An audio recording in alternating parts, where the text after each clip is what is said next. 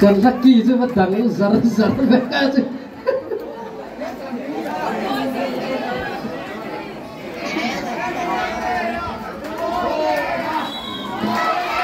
ô vóc quý thì đúng bạc này ngay đầu vóc quý thì không có để váy rin nào ra đi nhia đâu ê khay khuấy đi nó là ăn khuấy em chia mày khay tổ khay đâu ô support the lacha lá chó big rồi ha chứ dầu phốt rau khăn là dầu phốt nó mặc về tụi một tụi ấy tầm